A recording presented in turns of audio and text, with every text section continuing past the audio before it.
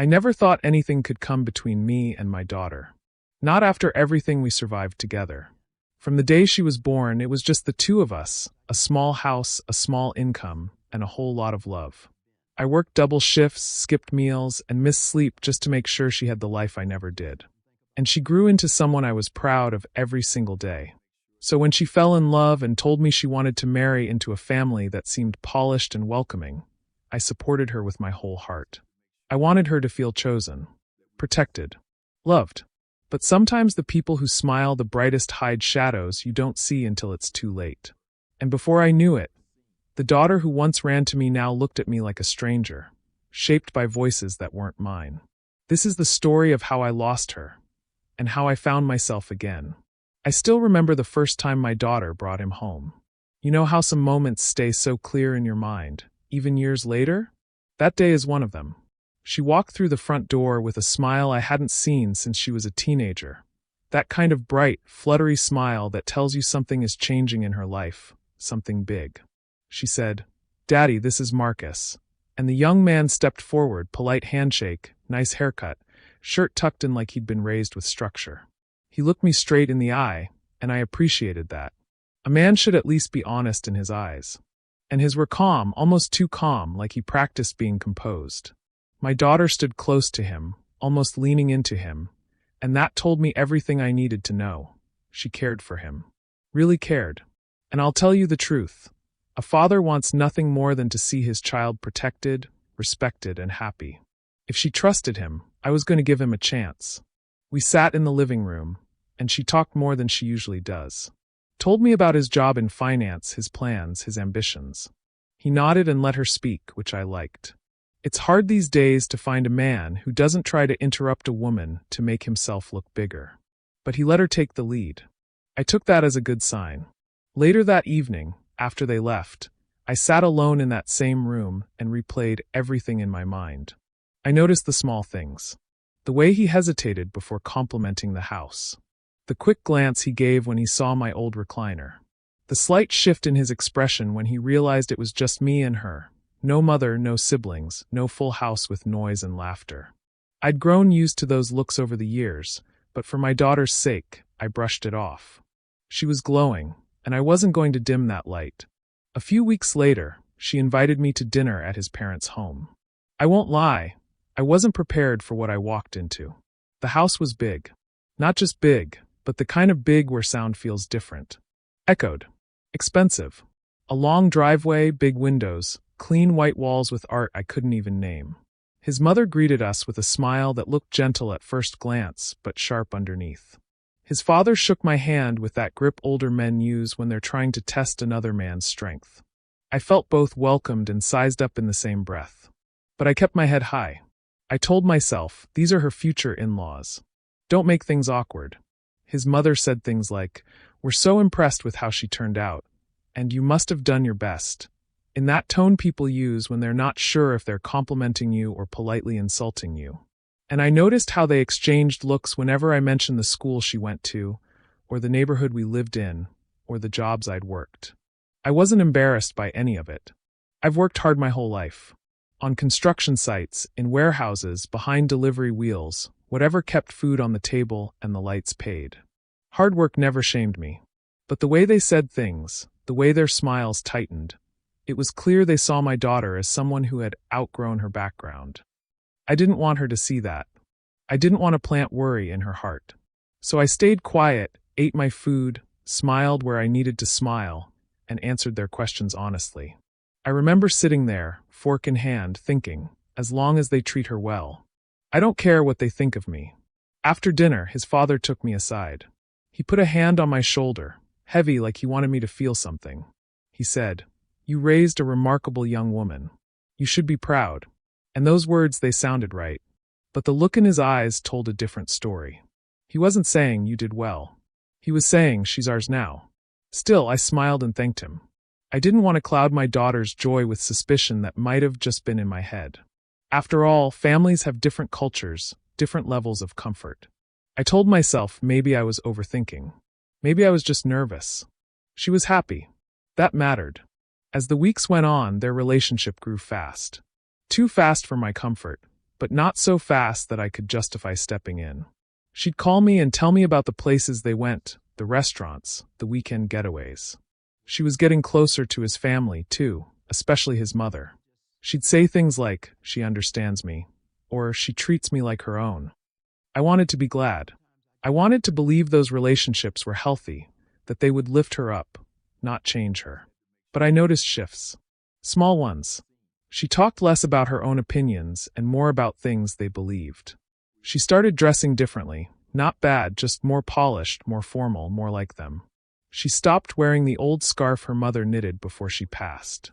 She stopped calling me after work like she used to. I told myself it was part of growing. Kids fall in love, they make new lives, they change. That's normal. But there were moments that made my chest tighten. Like when she brought Marcus over one evening, and he made a joke, a small one, about how my neighborhood felt a little humble. He said it with a smile, but the kind of smile that makes you feel like he didn't mean it kindly. My daughter laughed nervously and nudged him, but she didn't disagree. Another time, she asked if she could take some old family photos with her. I said yes, of course, they're her memories too. But then she said, maybe I shouldn't bring all of these, his family has a very specific aesthetic. That word, aesthetic, hit me in the wrong place. What does family history have to do with aesthetics? I didn't say anything though. I let it slide. I've let a lot of things slide in my life. Sometimes to keep peace, sometimes because I truly believed patience could solve anything. Then came the night I really felt it, the shift tightening around us like a rope. She invited me to Marcus's parents' home again, just for a small dinner. When I walked in, everyone was dressed up like they were heading to a dinner gala. I was wearing my best shirt, but even that felt out of place. His mother hugged my daughter tightly, then gave me a quick pat on the arm. Not a hug, not a greeting, a pat. The kind you give an employee or someone you barely know. For the first time, my daughter didn't step closer to me. She didn't loop her arm with mine like she always used to. She stood beside them. With them. Her eyes shining toward Marcus, toward that big house, toward that polished lifestyle she was slipping into. And I guess that's when I first felt it, truly felt it, the sense that something was shifting under my feet. That the closeness we'd built for decades was quietly being replaced. Not by another person, but by an entire family. But I still smiled. I still listened. I still tried to be the father she could lean on. I told myself, love can bridge anything. I didn't want to believe her world was pulling her away from mine. And maybe it wouldn't have, not if things stopped there. Not if all they showed was wealth and class. I could have handled that. But it wasn't just money. It was influence, control, and the way they looked at her, like a prize they had won. Back then, I didn't know what was coming. All I saw was a daughter in love, trying to build a future. And all I wanted was for her to feel supported. To have what I never did. So I stayed quiet. I stayed patient. And I stayed hopeful. I didn't realize that with every quiet smile, every moment I chose not to speak, those little cracks in the foundation were already spreading, pulling her further from me, inch by inch. And soon, those inches would turn into miles. I always thought engagements were supposed to bring families closer. More dinners, more laughter, more planning together. That's how I imagined it would be when my daughter called and told me the big news. She sounded breathless, excited, like she was finally stepping into the dream she'd been building since childhood. And I was happy for her. Truly happy. I remember sitting on the edge of my bed after that phone call, smiling to myself like some proud old fool, thinking, she's really growing up. She's really found someone. What I didn't expect was how quickly the tone around everything would change. Almost overnight, it felt like her engagement became less of a family moment and more of a production managed by his parents. They had opinions on everything, and somehow their opinions became the only ones that mattered. The first time I noticed the shift was during a small dinner at their house. We were all sitting around the table, talking about the wedding venue. I asked my daughter what she wanted. Just a simple question. I wanted to hear her vision, her dream. She opened her mouth to answer, but barely got a word out before his mother chimed in with, "We've actually already started looking at a few locations. Something upscale, something that represents the family properly." My daughter nodded, not quickly, not slowly, just resigned. Like she'd already gotten used to being spoken for. I I remember feeling something pinch a little inside me. I didn't argue. I didn't push. I just listened. I told myself, maybe I'm reading too much into this. Maybe she's overwhelmed. Maybe she's trying to keep things smooth. But then it kept happening. Every time I asked her about something, she'd say, well, his parents think, or they were saying, or they recommended. And her own thoughts, the ones she used to share so freely, were slowly disappearing into the background like an echo fading in a large room. And then came the day I noticed she stopped calling as often.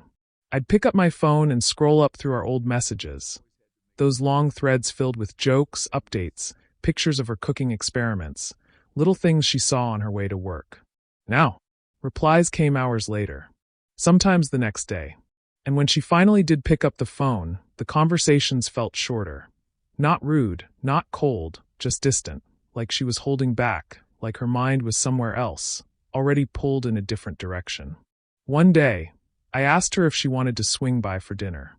I'd made her favorite dish, and even cleaned up the house a bit, so she'd feel comfortable bringing Marcus if she wanted to. She hesitated, I heard it.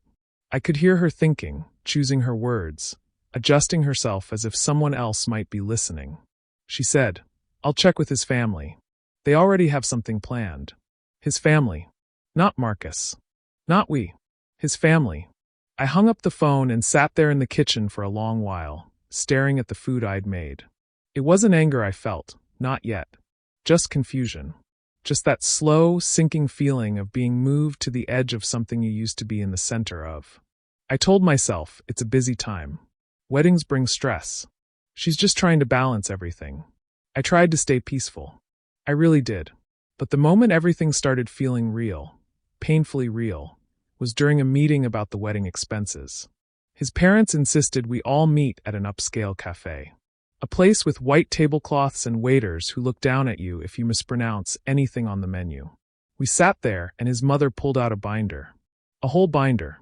Tabs, pages, estimates, timelines. Like she'd been planning this wedding long before the engagement was even official. She talked about floral arrangements, photographers, a string quartet, a designer dress, a private event coordinator.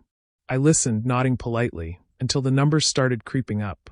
10,000 here, 5,000 there, deposits due by next month. That's when I quietly asked, do we really need all of this? Maybe we can simplify a bit. It wasn't a challenge. It wasn't a refusal. It was a father trying to be realistic, trying to make sure his daughter didn't start her marriage with unnecessary debt or pressure.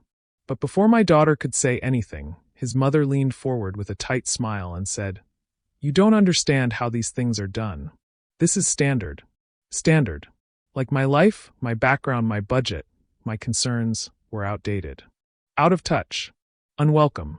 I looked toward my daughter, hoping she'd meet my eyes, maybe give me a small sign that she understood. But she didn't look at me. She stared at the binder like it was easier to focus on numbers and pages than the discomfort growing between us. And in that moment, something inside me went quiet. Not broken. Not angry. Just quiet. The kind of quiet a man feels when he finally realizes he's losing something and doesn't know how to stop it. After that day, she visited even less. Our phone calls felt like scheduled check-ins, not real conversations. She started sounding more formal when she talked to me, more careful, almost like she was trying not to upset someone else by giving me too much attention. I remember one evening, I called her just to ask how she was doing. Nothing serious. Just a father wanting to hear his child's voice. She answered but kept speaking softly, as if she didn't want someone to overhear. When I asked her if everything was okay, she said, I'm fine, Daddy. I'm just busy. And then she hung up quickly, promising to call me later. She didn't. I sat on the couch afterward, the TV on but the sound turned down low, thinking about how fast life can shift.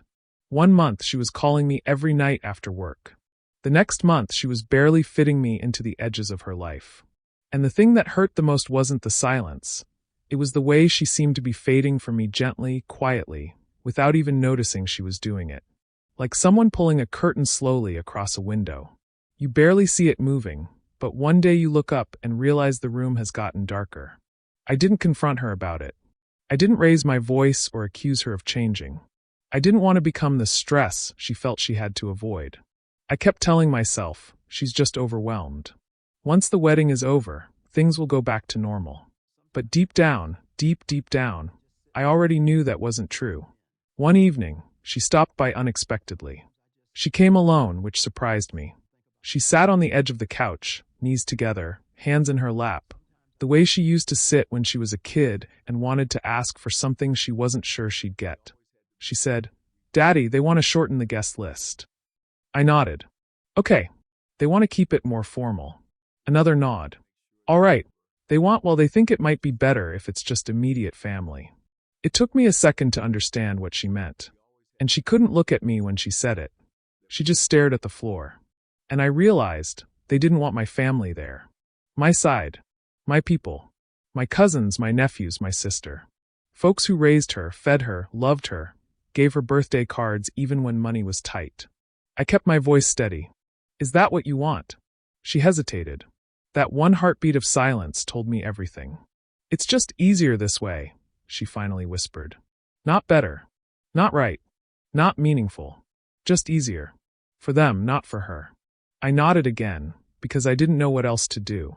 She leaned over and hugged me, and for a moment I felt like I still had my little girl. Then she pulled away quickly, like she had somewhere else to be. And she left. I sat there long after she walked out, staring at the door, listening to the quiet house around me. That was the moment I truly felt the edge of her life. Like I was standing on the outside of a snow globe, watching her world move smoothly without me. But I still told myself it was temporary. That once the planning was over, once the pressure eased, she'd come back. She'd laugh again. She'd call again. She'd remember who held her when she cried after her mother passed. Who worked double shifts for school supplies. Who taught her how to drive in the old parking lot behind the grocery store. I held on to that hope with both hands. Even though part of me already sensed the storm coming. I chose peace. Because that's what fathers do. And at that point, I still believed love, real love, could anchor her back to me. I didn't know then that the in-laws weren't just planning a wedding. They were planning where I fit in her future. And that place was shrinking. I used to imagine my daughter's wedding as one of the proudest days of my life. I pictured walking her down the aisle, feeling her hand in mine, both of us taking that slow, steady walk we'd earned together. I imagined standing beside her in photos, smiling so wide my cheeks hurt. I imagined being surrounded by family, by people who knew our story, who knew the late nights, the struggles, the memories, the years I spent being both mother and father to her after her mom passed. But the morning of her wedding felt nothing like that. I woke up early, like fathers do on big days, and put on the suit I bought months earlier. Not expensive, not flashy, just a clean, well-fitted navy suit with a simple tie she once said made me look distinguished. I stood in the mirror for a moment, practicing a smile, the same way I used to before her school ceremonies, wanting to look like a man who had his whole world together, even when I didn't. I drove to the venue, a grand estate her in-laws had chosen, a place with tall white pillars and gardens that looked like something out of a movie. People in suits moved around with clipboards. There were tents, photographers, florists running back and forth. Everything looked coordinated down to the second. As I parked, I felt proud. Nervous, yes, but proud. I was ready to celebrate my daughter. But the second I stepped out of my car, that proud feeling started to slip. A woman with a headset approached me. She didn't greet me with warmth or congratulations or even a real smile. She simply looked at a list on her clipboard and said, "You're the bride's father? Right this way. Right this way. No welcome. No ceremony. Just direction." She led me toward the ceremony area and pointed to a pew on the far side. Almost at the back, behind her in-laws, behind their extended family, behind neighbors I had never met. I looked at the pew and felt something inside me go still. I asked her quietly, "Are you sure this is where I'm supposed to sit?" She checked her clipboard again and said, "Yes, the seating was approved by the family." Approved by the family. I wanted to ask, which family? Because I'm family too. But I swallowed the words. I didn't want to create a scene. Not today. As I sat down, I looked around for my daughter. Guests whispered around me, taking photos, adjusting ties and dresses. But I felt strangely invisible. Out of place. Like I'd wandered into someone else's celebration. I saw her future mother-in-law across the aisle. When our eyes met, she gave me the same tight smile she gave me the first day we met, polite, stiff, and full of everything she'd never say aloud. Her father-in-law didn't even look my way. The ceremony started soon after. The music swelled, everyone rose, and then there she was. My daughter. Beautiful. Radiant. Wrapped in lace and sunlight. She didn't walk down the aisle with me. Her in-laws had insisted on a modern entrance, whatever that meant. Instead, she walked alone at first, then met halfway by her fiancé, like their story began without any chapter before him. My hands trembled just watching her. She looked like a dream. But as her eyes swept the room, I noticed it, just a flicker, a hesitation, when she saw me sitting far away. Her smile dipped for a split second. Then she forced it back on, not for me, but for the cameras lined up along the aisle.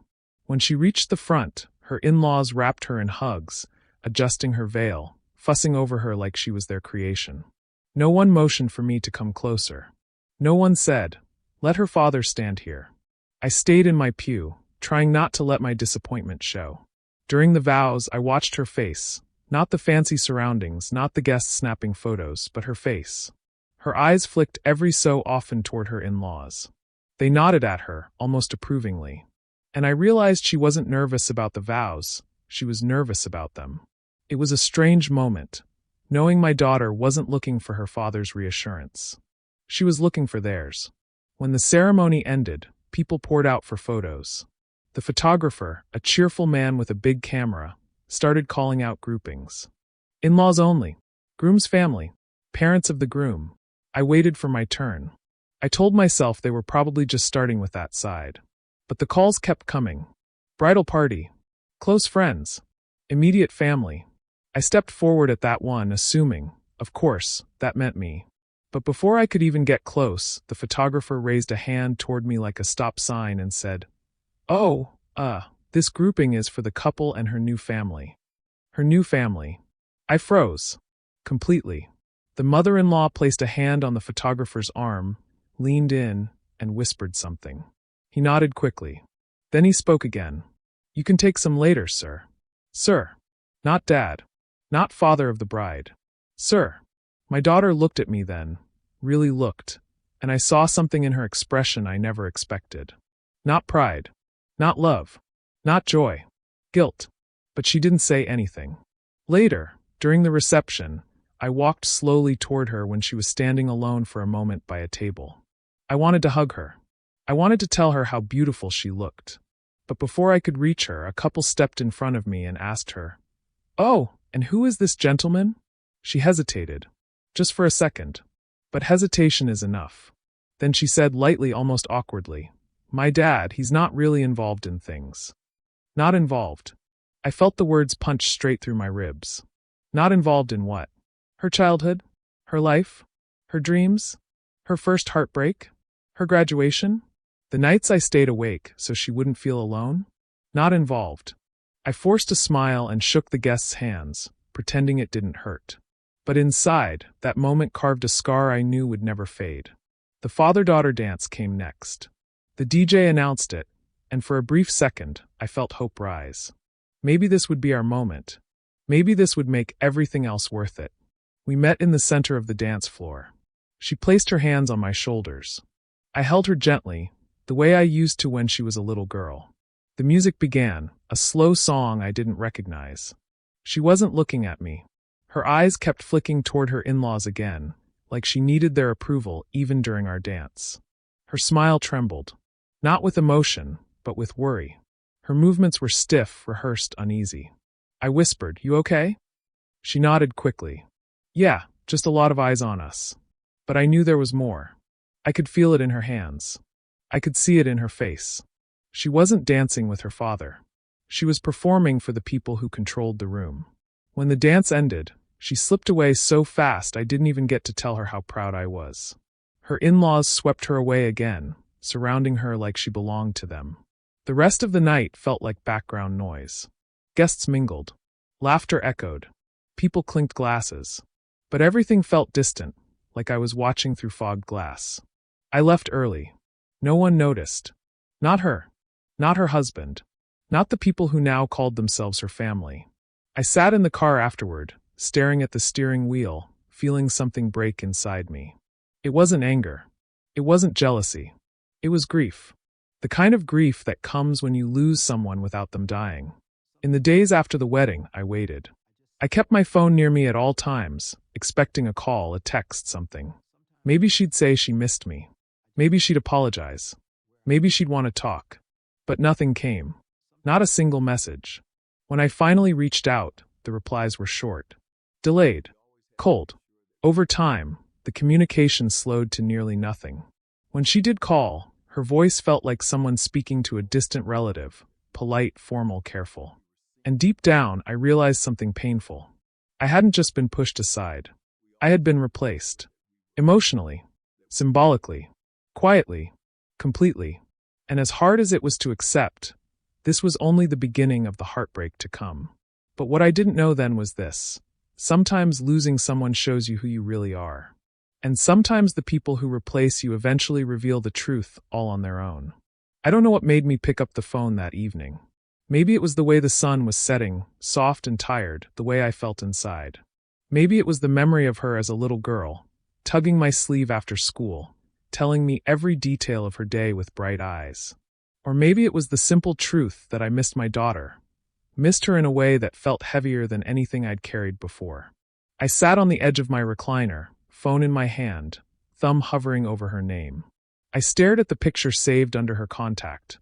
A photo from 3 years back, before the engagement, before that new family wrapped itself around her life like vines around a fence. She was smiling, leaning into me. Back then, it felt like we breathed the same air.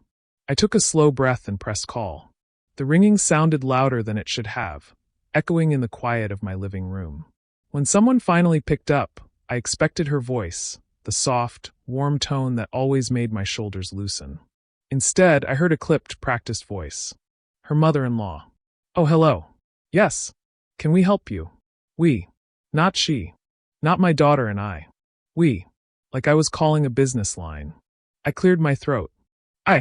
I was hoping to talk to my daughter. Well, she sighed. She's very overwhelmed right now. This isn't a good time for unnecessary stress. The word unnecessary sank deep. I just want to check on her, I said quietly. It's been a while. Yes. We know. The pause after those words was long, cold on purpose. It's been peaceful. Peaceful. I felt something twist in my chest. Before I could respond, I heard a faint voice in the background, my daughter. I could recognize her tone anywhere, even now. But the mother-in-law didn't hand her the phone immediately. No, she said, in that soft but firm way she used at the wedding. Are you sure? You know how worked up you get. My stomach tightened. Worked up. Like my daughter needed protection, from me. After a moment, the phone rustled, and I finally heard her. Hi, Dad. 2 words. Small. Thin. Not the kind of voice she used to have with me. Not the voice that once lit up the whole room. Hey, sweetheart, I said gently. I've missed you. Silence. Long enough that I wondered if the call had dropped. Then she exhaled, but even her breath didn't sound like hers. Dad, you can't keep calling like this. My heart thudded once hard. I'm sorry. I didn't know it was a problem. It's just it complicates things, she said. I have a lot going on. I'm trying to settle into my new life. New life. The words stung, but I tried to stay calm. I understand. I just wanted to hear your voice. To check if you're okay. Behind her, someone whispered something. A man's voice. Her husband, I assumed. Then the mother-in-law spoke again, sharp but low. Tell him what we discussed. My daughter took a breath like she was trying to steady herself. Dad, maybe we just need a little space. Space. That word landed like a stone dropped in deep water. Quiet, but you feel it all the way down. I swallowed hard. Space from what? I haven't done anything. That's the thing, she said softly. It's not what you've done. It's where we are now. My life is different. It's more structured. It's another whisper behind her. Another nudge. Another script to follow. Then she said something I'll never forget. Something that cracked something inside me I didn't know could break. Dad, maybe we just don't move in the same circles anymore. Circles. Like life was a series of gated communities, and I didn't have the passcode. I sat there, gripping the phone tighter than I meant to. Sweetheart, what circles? I'm your father. She didn't answer right away. When she finally did, her voice sounded tired. Programmed. Pulled from someone else's mouth. My husband's family, they give me the life I want. They help me. They support me. And they think your concerns just add pressure. Concerns. Pressure. Me. Her father. The man who carried her on his shoulders. The man who held her after nightmares. The man who worked 2 jobs just to make sure she never felt the weight he carried alone. I felt something bitter rise in my throat. And what about me? Another long silence. Then she said, almost whispering, Dad, you should focus on your own life now. I need to focus on mine. My own life. Like she wasn't part of it anymore. I didn't realize tears were sitting in my eyes until one slipped down my cheek. I wiped it quickly, thankful she couldn't see me. I forced my voice to stay steady. If that's what you want, I won't push. I'm sorry, Dad, she whispered. It's just easier this way. Easier. Then, as if she suddenly remembered she was being listened to, her tone shifted, cooler, collected, not hers anymore. I have to go. Please respect our boundaries. Our boundaries. Not hers. Not mine. Theirs. And then the call ended. Not with an I love you. Not with a promise to talk soon. Not even with a goodbye. Just a click. A clean, sharp, final click. I sat there with the phone still pressed to my ear long after the line had gone quiet. My living room felt smaller somehow. The air felt thin. I looked around at the walls filled with photographs, birthdays, graduations, holidays. Each picture held a moment when she still looked at me like I was her home base. Now, it felt like I had been pushed off the map. For a long time, I didn't move. I just listened to the silence settling over the house, the kind that doesn't comfort you but reminds you of everything you've lost.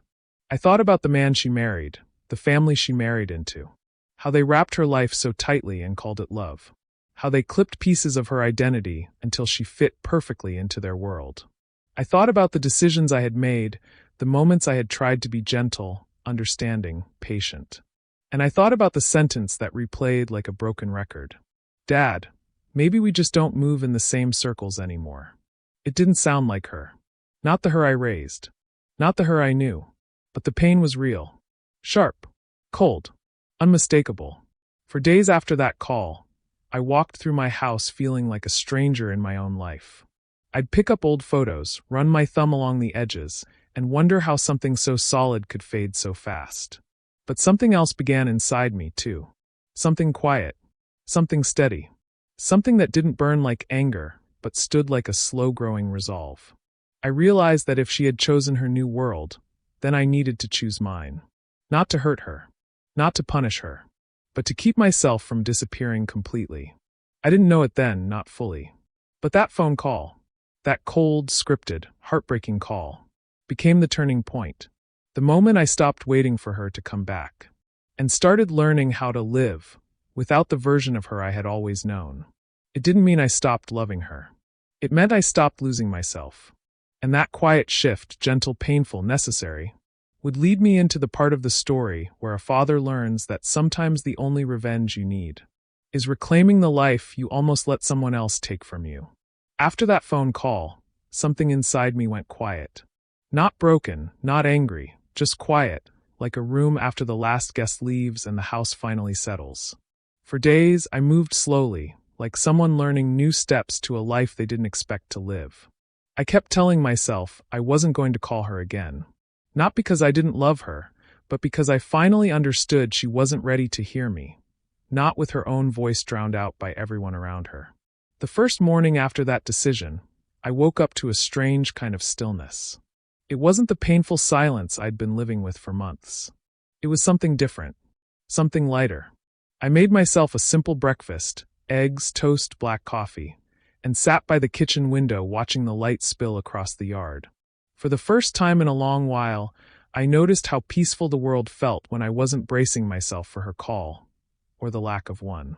That day, I picked up my phone, scrolled to her name, hovered for a second, and then put the phone down. And I didn't pick it back up. Not for her. Not for them. Not for the version of myself I'd been shrinking into. Instead, I went out to the shed behind my house, my little workshop that had been gathering dust while I spent months worrying, waiting, hoping. It smelled the same as always, old wood, sawdust, oil. Familiar. Grounding. I ran my hand across the workbench like greeting an old friend, and for the first time in a long time, I felt something like myself again. I spent that entire day there, fixing a drawer that had been sticking, organizing tools, sharpening blades. Small things. But each tiny task felt like taking back a piece of my life. The next week, I pulled out a list of numbers, old friends, folks I hadn't talked to in years. Not because anything happened, just because life swept us in different directions. I started calling them one by one. Every single conversation felt like a warm patch sewn back onto an old quilt. People remembered me. People asked how I'd been. People wanted to see me. I hadn't realized how long it had been since someone wanted me for me. Not for a role, not for money, not for what I could give. Pretty soon, I was going out for coffee with neighbors, joining a men's walking group at the park, even helping a buddy from church rebuild his porch. I stayed busy, but not in a way that numbed me. In a way that fed me. And slowly, very slowly, I stopped checking my phone every hour. Stopped replaying that last conversation in my mind. Stopped blaming myself for things I didn't break. One evening, I found myself laughing, really laughing, at a joke someone made at our community group. The sound surprised me. It felt rusty and used, but alive. It hit me then. I'd been waiting for my daughter to choose me, not realizing I had to choose myself first. Months rolled by like that. Not perfect, not painless, but steady. I fixed things around the house that had been waiting too long. Painted the guest room. Repaired the loose railing on the porch. Even planted a small patch of tomatoes out back. Life wasn't grand or exciting, but it was mine. And that was enough. Then one afternoon, while I was sweeping sawdust off the workshop floor, my phone rang. I glanced at the screen and froze. Her name. After all that time. After months of silence, months of letting go, months of learning to breathe without expecting anything from her. My heart thumped in that old familiar way, the way it always did when she needed me. But I didn't run to the phone. I stood there for a moment, grounding myself. Reminding myself of everything I'd rebuilt so carefully. Then I answered. "Dad," she said, breathless. Not emotional, rushed like she was mid-task. "Hey," I said softly. "Been a while." "Yeah, I know." Her voice fluttered for a second, then smoothed out, practiced. "Listen, I need your help with something. Not how are you? Not I miss you. Not I'm sorry. Just straight to the point." I leaned against the workbench and listened as she explained. Something about a down payment. Something about a last-minute cost her in-laws wouldn't cover. Something about needing the money. Just this once. And then she said the part that made my stomach tighten. "You're my dad. Of course you'll help me." That assumption. That expectation. That tone she must have picked up from her new family. That I was there to be tapped when needed, forgotten when not. For the first time in my life, I didn't crumble at those words. For the first time, I didn't rush to save her. Instead, I took a slow breath and felt the strength of all the months I'd spent building myself back up. "Sweetheart," I said quietly, "I can't help you with this." There was a long pause. A stunned pause. "What do you mean you can't?" she snapped, not angry, but confused, like the idea of me saying no simply didn't exist. "I mean no," I said gently. "I'm not able to do that. And even if I could, I won't." Another silence. This one colder. "Dad, that's not fair," she said. "I'm coming to you because I need you." I closed my eyes. "You didn't need me when your life was being organized by other people. You didn't need me when you said we didn't live in the same circles. You didn't need me when you asked for space." "That was different," she muttered. "How?" I asked. She didn't answer. I kept my voice soft, steady. "Sweetheart, I love you. I will always love you. But I won't be used." Her breath caught just faintly. It was the first real sign of emotion I'd heard from her in a long time. "Did your husband tell you to call me?" I asked quietly. Another silence. Then, stiffly, we discussed our options. Our options. Meaning she was still speaking with their voice, not hers. "I'm not an option," I said calmly. "Not anymore." There was a small, shaky inhale on the other end. Then she whispered, "I didn't think you'd say no." "I know," I said. "That's why I had to." The silence that followed wasn't angry. It wasn't even cold. It was new. like she was hearing me, truly hearing me, for the first time in years. She didn't say goodbye. She just said, confused and quiet, I'll talk to you later. And she hung up. I set the phone down on the workbench and just stood there, letting the air settle around me. I felt something shift inside me, something powerful, something peaceful. Not pride, not victory, not revenge, just strength. A quiet kind of strength I hadn't felt in a long time. I walked outside, letting the late afternoon sun hit my face. My tomatoes were growing, little green buds peeking through the leaves. My hands were dirty, my shirt smelled like sawdust, and for the first time in a long while, I felt whole. Her call didn't pull me back. It didn't undo me. It didn't break the progress I'd made. If anything, it showed me exactly how far I'd come. That day, I learned something important. Sometimes the hardest part of loving someone is learning when to stop letting them hurt you. And for the first time in years, I felt ready for whatever came next. Ready for the next chapter. Ready to stand tall in a life that belonged to me again. After that last call, something steady settled into me. Not anger, not bitterness, just a quiet kind of freedom I hadn't felt in years. I realized that for the first time in my life, my peace didn't depend on anyone else. Not my daughter, not her in-laws, not the way they saw me. For the first time, I wasn't chasing approval. I wasn't begging to be included in a life that didn't want to make space for me. And the strange thing was, the world didn't fall apart without them. Days turned into weeks, and my life moved with a new rhythm. I woke up earlier, took long walks in the cool morning air, and spent hours in my small workshop out back. Fixing, building, carving, whatever felt right. I cooked meals for myself, not because I had to, but because I wanted to. I even started attending the little Saturday farmers market downtown, where folks talked about weather, tomatoes, and grandkids. Simple conversations that warmed my chest more than I ever expected. I wasn't lonely. I wasn't abandoned. I was living.